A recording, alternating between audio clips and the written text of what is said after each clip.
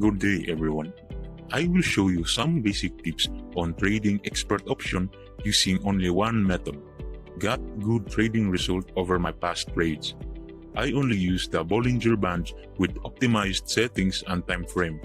As seen on my chart, I only use two trading currencies which are good in return, the Euro GBP and the Euro USD. Never trade below 70% of return in any currencies. Both currency pairs have a good downtrend for 30 minutes. This could lead to an uptrend maybe in the next few minutes, but let's trade according to its trend. Whenever the trend goes down, we will trade and go for down. If the trend goes up, we will trade and go for higher. Okay, I use the Bollinger Bands with optimized settings. First, let's go to the Bollinger Band settings, then change the period to 16 with a deviation of 3.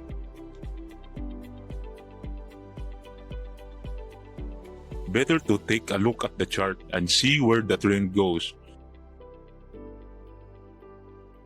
Make sure to set the chart type with a candle bar for 5 seconds.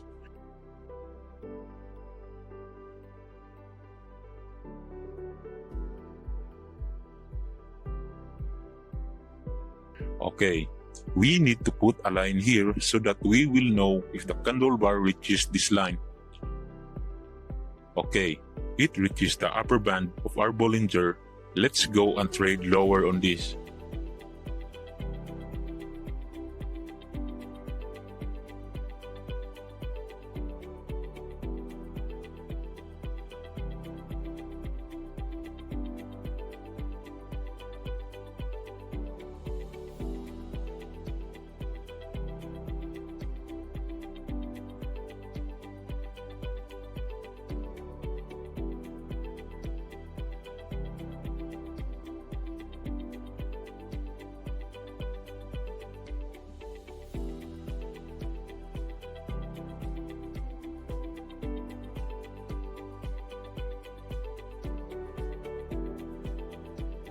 Got our trading result. Let's trade another one.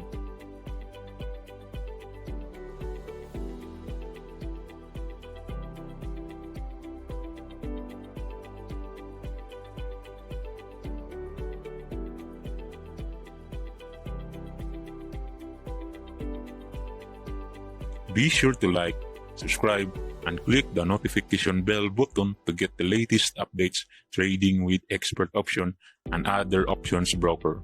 See the rest of the video on how do I trade with the use of this strategy.